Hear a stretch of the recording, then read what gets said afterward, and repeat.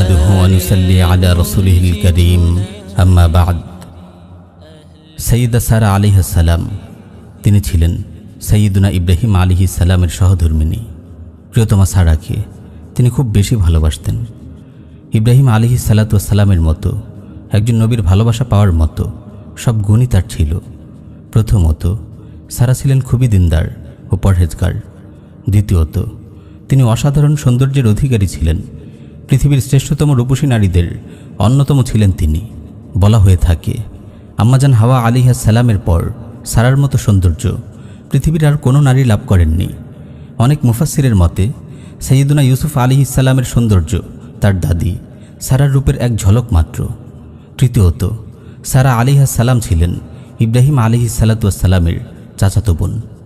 আপন পিতা তাগুত নমরুদ ও তার সাঙ্গপাঙ্গদের সঙ্গে সংঘাত বাঁধার পর ইব্রাহিম আলাইহিস সালাতু ওয়াস সালাম বললেন, ওয়া আ'তাজিলুকুম ওয়া মা তাদউনা মিন দুনিল্লাহ, আমি তোমাদেরকে এবং তোমরা যেসব গায়রুল্লাহর ইবাদত করো তাদের পরিত্যাগ করছি। তিনি আরও বললেন, ইন্নী মুহাজিরুন ইলা রাব্বি, আমি আমার রবের উদ্দেশ্যে হিজরত করছি। তিনি যখন নিজের দেশ ছেড়ে শাম অভিমুখে হিজরত করেন, প্রিয়তমা স্ত্রী সারাও তার সাথী হন। তিনি স্বামীর প্রতি ঈমান এনে মুসলিম হয়ে গিয়েছিলেন। মাতৃভূমি ও আত্মীয় স্বজনের মায়া ত্যাগ করে সাইয়্যিদা সারা নিজের ঈমান ও দিন বাঁচাতে স্বামীর সঙ্গে নির্দ্বিধায় হিজরত করেন। প্রিয় বোন, মা বাবা, মাতৃভূমি ও আত্মীয় স্বজনের চেয়েও একজন মুমিন নারীর কাছে তার ঈমান ও দিনই বেশি মূল্যবান। তাই তো সাইয়্যিদা সারা আলাইহিস সালাম ঈমান ও দিনের তাগিদে সব কিছু বিসর্জন দিয়েছেন। স্বামীর সঙ্গে হিজরতের পথে পা বাড়িয়েছেন। যুগে যুগে এটি মুমিন নারীদের শান। দিনের পথে তারা কখনোই স্বামীর জন্য বাধা হয়ে দাঁড়ায়নি, বরং স্বামীকে শক্তি, সাহস ও অনুপ্রেরণা জুগিয়েছে। তারা প্রিয়তম স্বামীকে জিহাদের জন্য নিজ হাতে সাজিয়ে দিয়েছে। জায়নামাজে বসে স্বামীর জন্য হাত তুলে দোয়া করেছে। প্রয়োজনে স্বামীর সঙ্গে হিজরত করেছে। জিহাদরত স্বামীর বিরহে ধৈর্য ধারণ করেছে। কিছুদিন স্বামী অবস্থান করে ইব্রাহিম আলাইহিস সালাতু ওয়াস সালাম স্ত্রী সারাকে নিয়ে মিশরে চলে আসেন। মিশরের বাদশার কানে খবর চলে গেল, অপূর্ব সুন্দরী নারীকে নিয়ে এক ব্যক্তি মিশরে এসেছে। নারীলিপ্সু বাদশা তাদের রাজপ্রাসাদে তলব করে। সহিহ বুখারীতে এই ঘটনা এসেছে। পাপিষ্ঠ বাদশা ইব্রাহিম আলাইহিস সালাতু ওয়াস সালামকে জিজ্ঞেস করে, তোমার সঙ্গের নারীটিকে? তিনি উত্তর দেন, আমার বোন। ইব্রাহিম আলাইহিস সালাতু ওয়াস সালাম আসলে তাওরিয়া করেছিলেন, কারণ তিনি যদি বলতেন আমার স্ত্রী, তাহলে বাদশা তাকে হত্যা করে ফেলত। সারা ইব্রাহিম আলাইহিস সালাতু ওয়াস সালামের চাচাতো বোন ছিলেন। এছাড়াও মুসলিম নারী পুরুষরা তো একে অপরের ভাই বোনই হন। বাদশা সাইয়্যিদা সারাকে তার কক্ষে ডেকে পাঠায়। তিনি বাদশার কক্ষে প্রবেশ করে অজু করে সালাতে দাঁড়িয়ে যান। তারপর আল্লাহর কাছে দোয়া করেন, আল্লাহুম্মা ইন কুনতু আমানতু বিকা ওয়া বিরাসূলিক ওয়া আহসানতু ফারজি ইল্লা আলা যাওজি ফালা তুসাল্লিত আলাইয়াল কাফির। হে আল্লাহ, আমি যদি আপনার প্রতি, আপনার নবী ইব্রাহিমের প্রতি ঈমান এনে থাকি এবং আমি যদি আমার স্বামী ছাড়া অন্য সবার ক্ষেত্রে আমার লজ্জাস্থান হেফাজত করে থাকি, তবে আমার উপর কোনো কাফিরকে চাপিয়ে দিবেন না।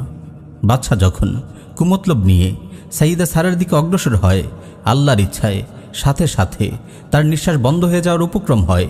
ছটফট করতে করতে সে মাটিতে পদাঘাত করতে থাকে। তার মরণাপন্ন অবস্থা দেখে সারা দোয়া করেন, আল্লাহ, বাদশা যদি মারা যায় লোকেরা বলবে তাকে আমি মেরে ফেলেছি। এই দোয়ার ফলে বাদশা ভালো হয়ে যায়। পুনরায় সে কুমতলবে সাইয়্যিদা সারার দিকে অগ্রসর হয়। তিনি পুনরায় আল্লাহর কাছে দোয়া করেন। নিঃশ্বাস বন্ধ হয়ে বাদশা আবার ছটফট করতে শুরু করে। এভাবে সে 3 বার সাইয়্যিদা সারার দিকে অগ্রসর হয়। 3 বারই তার একই অবস্থা হয়। অবশেষে সে হাল ছেড়ে দেয় আর তার লোকদের বলে, তোমরা আমার কাছে এক শয়তান নিয়ে এসেছ। সাইয়্যিদা সারার এই দিনদারি ও তার প্রতি আল্লাহর সাহায্য দেখে বাদশা ভীষণ মুগ্ধ হয় এবং তার সেবা করার জন্য হাজার নামের এক তরুণীকে তাকে উপহারস্বরূপ প্রদান করে। প্রিয় বোনেরা, এই জাহিলি রাষ্ট্র ব্যবস্থায় নারীদের ধর্ষণ নিত্যনৈমিত্তিক ঘটনায় পরিণত হয়েছে। আমাদের মা বোনেরা আজ কোথাও নিরাপদ নয়। তাই সাইয়্যিদা সারার এই ঘটনা থেকে মা বোনদের অনেক কিছু শেখার আছে।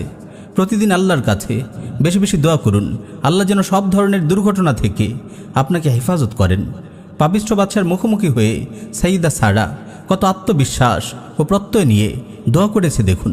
কত স্পষ্ট ভাষায় বলেছেন, আমি স্বামী ছাড়া সবার কাছ থেকে নিজের লজ্জাস্থানের হেফাজত করেছি।